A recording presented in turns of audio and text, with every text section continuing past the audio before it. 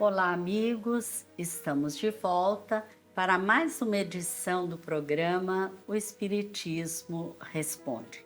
Sejam todos muito bem-vindos.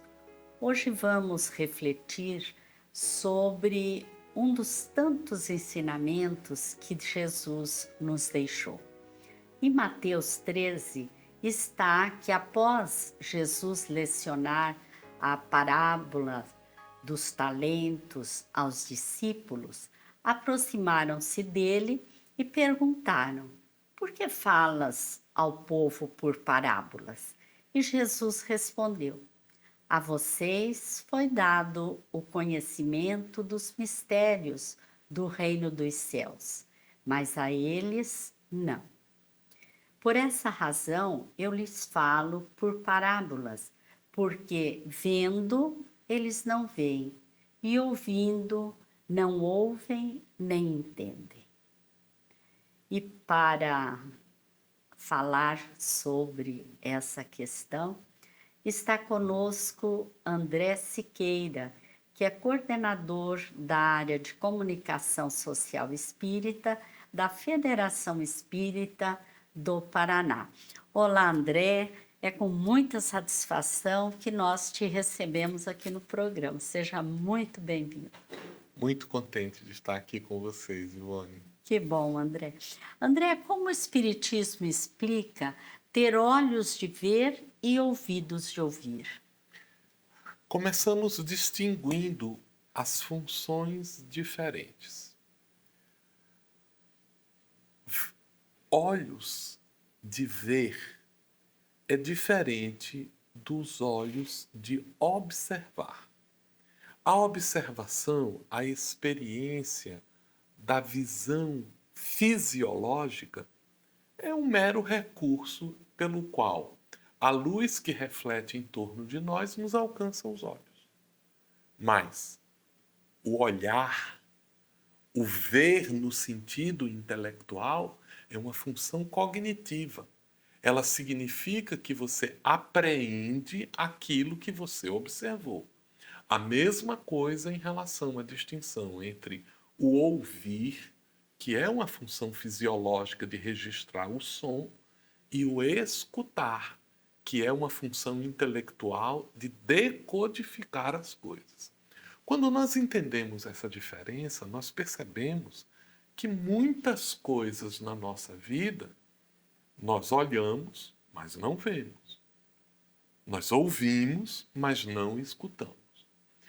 E quando Jesus fala aos discípulos, é muito interessante porque a tradição religiosa usou essa passagem para defender o mistério, para defender que Jesus não queria que as pessoas soubessem. Por isso ele fala por parábolas, quando na verdade o que Jesus está fazendo é o contrário. Ora, se as pessoas ao olharem, elas não compreendem, se ao escutarem, elas não ouvem com propriedade, é porque tem alguma coisa impedindo. Qual é o papel de um professor quando ele dá uma explicação e o aluno não entende? Ele precisa buscar recursos para que o aluno viu, ele enxergue. O que ele ouviu, ele escute. E qual é o recurso que Jesus usou para isso? A parábola, a comparação. Então, no momento em que as pessoas não sabiam o que era essa ideia abstrata do reino dos céus, Jesus compara com elementos do dia a dia das pessoas. E por meio desse mecanismo, ele está alcançando. E ele explica, quando os espíritos perguntam assim, mas por que vos fala por parábolas? Ele diz assim, ora, porque eles vendo, eles não enxergam. Eles ouvindo, eles não estão ouvindo. Eles não estão escutando. Então eu preciso trazer para eles elementos que concretizem o reino dos céus é semelhante a um homem que, tendo encontrado um grande tesouro, foi, vendeu tudo que tinha e comprou aquele terreno. Agora ele está dando um exemplo do que é que significa. Não, porque o reino dos céus, os antigos falavam da necessidade de ascender a aspectos espirituais, as pessoas ouvem, mas não entendem nada do que está acontecendo. E Jesus, como um excelente comunicador, ele traduz isso para as pessoas. E nós podemos dizer que essas palavras de Jesus são válidas até os dias de hoje, né? Nossa, acho que mais do que nunca, Ivone, porque na chamada sociedade da informação, como nós caracterizamos essa avalanche de ideias que nos chegaram, né? Para onde você olha, tem uma mensagem sendo incutida na sua cabeça. É uma mensagem que vem na roupa que nós vestimos, é uma mensagem que vem na arquitetura das nossas cidades, é uma mensagem que vem nos meios de comunicação que nos alcançam e nós, olhando, não vemos, ouvindo, não escutamos. Então há uma necessidade mais do que Mas ela exerce uma influência sobre a gente. ela, na maioria das vezes, nos dirige sem que a gente sequer saiba disso. E por isso, o processo da verdadeira libertação é um esforço de entendimento, porque estamos com a mente viciada a um modo de ver as coisas, e mais grave, estamos com um sentimento treinado para sentir o mundo de uma determinada maneira. Daí Jesus ser o portador da boa nova. E o que é a boa nova? É a notícia que transforma. É a notícia que muda o modo de nós percebermos as coisas. Então precisamos de Jesus como em poucos momentos da humanidade. André, e o que é que leva o homem a essa incapacidade, diríamos até insensibilidade, diante do que é essencial? Porque normalmente se vê o exterior, o supérfluo, né? É realmente o essencial que a gente não está conseguindo ver, é isso? E a gente passa por alguns problemas que nos distraem. Veja que a maioria de nós não estamos com a nossa mente no lugar onde está o nosso corpo. E isso é um problema muito sério, porque a gente está em casa pensando no trabalho, a gente está no trabalho pensando na diversão, e a gente está na diversão pensando em outra coisa do que está acontecendo. Então, nós estamos distraídos naquilo que nós estamos fazendo. E é necessário que a gente dê um foco. O que é o foco? É o prestar atenção. Hoje a gente vê as pessoas se reúnem, estão umas nas frentes das outras, com uma oportunidade de diálogo, de se olharem, de se tocarem, de compartilharem, e está todo mundo com o celular na mão, procurando colocar a mente em outro mundo que não é aquele que está ali. Então, há uma dificuldade para a gente, em função dessas múltiplas oportunidades de informação, a gente selecionar aquela que efetivamente vai nos fazer perceber o que é o essencial. Esse é o primeiro problema. O segundo problema é o propósito. Porque há uma grande seleção quando nós definimos o nosso propósito. Ora, se eu digo que eu quero fazer medicina, eu entro na faculdade, tem 3.000 cursos, mas o que é que eu quero? Eu quero fazer medicina. Então eu vou me focar naquilo que pode contribuir. E isso me faz selecionar. Quando eu não tenho essa clareza do que eu estou fazendo com a minha vida, eu não seleciono ideias, eu não seleciono emoções, eu não seleciono atitudes, eu não seleciono companhias, eu não seleciono experiências. Então, estes elementos passam a ser uma confusão para mim, não um auxílio. De novo, a gente vê e não enxerga. André, nós sabemos que todos os nossos atos partem do pensamento e da vontade, né? Como que o pensamento e a vontade interferem em nosso olhar e em nosso ouvir? Primeiro a gente tem que ver que o nosso pensamento, ele é a capacidade que nós temos de representar o mundo das nossas experiências, antecipar as experiências, articulando elementos na nossa cabeça e recordando de experiências similares que a gente tem. Esse é o papel do pensamento. Mas se a gente simplesmente olha com o pensamento, sem que a gente dê a ele uma direção, ele passa a nos levar para os mais diferentes lugares possíveis. Passamos a nos comportar como alguém que está num barco, à vela, com uma ventania, mas que não tem o leme. Então, por onde o vento soprar, você está indo. E é o que acontece muitas vezes. Os estímulos que nos chegam conduzem o nosso pensamento, conduzem o nosso sentimento. Qual é o papel da vontade? Filtrar. A vontade é deliberadamente a ação que nós escolhemos fazer. Por isso não podemos confundir com o desejo. O desejo é o atendimento de necessidades que se nos impõem. Eu estou com sede, eu desejo água. Eu estou com fome, eu desejo comida. A vontade não. A vontade é, por uma questão de propósito, eu escolho o que fazer e o que não fazer. Eu escolho o que pensar e o que não pensar. O que sentir e o que não sentir. O que experimentar e o que não experimentar. E a vontade precisa ser educada. Ninguém nasce com a vontade pronta. A gente precisa fazer exercícios em os quais a nossa vontade vai sendo exercitada. E ela precisa estar atrelada à decisão do nosso propósito.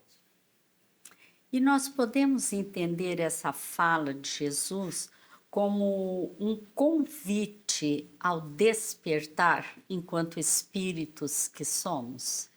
Acredito, viu, Ivone, que quando Jesus disse aos discípulos que ele lhes falava por parábolas, referindo-se ao povo, ele está declarando também a gradação necessária, que às vezes nós desrespeitamos o tempo das pessoas. Às vezes a gente quer que as pessoas despertem dando um saculejo nelas. E, gente, a gente, para despertar alguém, tem que respeitar o fato dela estar dormindo. Então você chega com tranquilidade, você acorda com a fala mansa, você toca para ela não assustar. Como é que Jesus faz isso? Ele fala por parábola. Ao invés de ele rasgar o céu e mostrar como é a realidade espiritual, ele introduz conceitos tranquilos. Para quê? Para o despertar. Mas ele promete: se me amais, guardai os meus mandamentos, e eu rogarei ao Pai, e ele vos enviará um outro consolador que permanecerá convosco e explicará todas as coisas.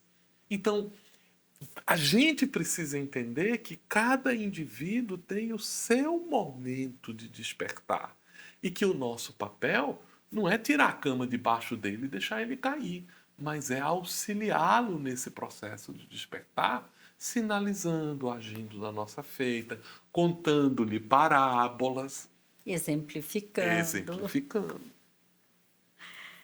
Isso é muito importante, né, o André, porque a gente se depara muito com pessoas que ainda não estão prontas para esse despertar, né? Mas o Espiritismo preconiza que fora da caridade não há salvação, né? Isso tem relação com o saber ouvir e saber olhar, a caridade. Acho que a gente só entende bem esse processo quando a gente identifica o papel da salvação, né? Porque no português hoje, quando nós falamos sobre salvação, nós estamos diretamente associados a uma atitude em que você tirou uma pessoa do perigo porque ela estava incapacitada de fazê-lo sozinha. Então a gente vai lá e salva ela. Mas originalmente, a figura do Salvador para a imagem que foi criada, que é a do povo hebreu, o primeiro salvador do povo hebreu é Moisés. E o que Moisés faz? Ele tira eles de uma condição de escravos para torná-los cidadãos. Jesus é um novo salvador. Inclusive, a palavra Yeshua significa salvação. Então, Jesus é o Salvador, porque ele é a salvação. Mas é a salvação como? Assim como Moisés, ele aponta o caminho. Mas nós precisamos cruzar o deserto. E aí, Allan Kardec, no Evangelho segundo o Espiritismo, ele vai analisar este caminho de salvação e ele diz assim, olha, nós temos 3 alternativas históricas que foram colocadas para essa salvação. A primeira alternativa é a comunidade. A comunidade, a vivência da igreja, fora da igreja não há salvação, ele está dizendo, com a cultura, com o convívio das pessoas, a gente aprende o caminho. Mas é suficiente isso? Não. Porque às vezes você aprende com as pessoas, mas você não consegue interiorizar o entendimento das coisas. Aí ele usa o segundo caminho da salvação, que é, fora da verdade não há salvação. Aí ele diz assim, olha, mesmo que a gente aprenda com a comunidade que nos desenvolve a experiência, ou que a gente aprenda com a verdade que nos dá o pensamento, isso não é suficiente. Porque nós somente seremos salvos internamente quando nós formos capazes de agir, de sermos justos, de termos uma atitude. Então ele vai dizer o seguinte, o que é esse agir com justiça e com amor? Essa é a caridade. Então ele vai dizer, fora da caridade não há salvação. E isso é o que tem a relação com o nosso modo de entender, de ver e enxergar, de ouvir e escutar, que exige da nossa parte um esforço para seguirmos no deserto que vai abrir os nossos caminhos para a verdadeira salvação interna. André, acho que todos nós estamos querendo te fazer uma pergunta. Como podemos desenvolver os olhos de ver e ouvidos de ouvir no dia a dia? Primeiro, olhando para a gente. O autoconhecimento, ele é uma peça-chave. Mas não é aquele autoconhecimento que a gente fica se perguntando quem eu sou, por que eu... Não. É o autoconhecimento de, em todas as nossas experiências, nós voltarmos àquela idade infantil em que a gente se perguntava, por quê? Eu estou querendo comer arroz. Por quê? Eu estou querendo brigar com meu irmão. Por quê? Eu estou querendo conhecer tal coisa. Por quê? E quando a gente faz esse porquê, a gente é levado a refletir sobre as nossas intenções, sobre como a gente pode alcançá-las. E isso começa a despertar um olhar que não é o simples ver. É o buscar realmente entender o que nos motiva, o que nos movimenta. É porque hoje eu estou muito triste. Por quê? Hoje eu estou muito feliz. Por quê? Então, quando nós nos fazemos esses questionamentos, nós vamos descobrindo em nós as revelações que nos permitem ver a realidade das coisas que nascem dentro de nós, na experiência que nós estamos tendo. Muito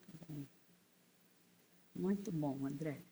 Muito obrigada pela sua participação, por estar aqui conosco. Leve consigo a nossa gratidão e o nosso desejo de que você continue nesse trabalho tão belo que você faz. Que Jesus te abençoe sempre. Um abraço para aqueles que estão nos ouvindo. Muito obrigada. Foi muito bom, né? Nós agradecemos a todos vocês que estão nos assistindo. Esperamos estar juntos no próximo programa e lhes desejamos muita paz.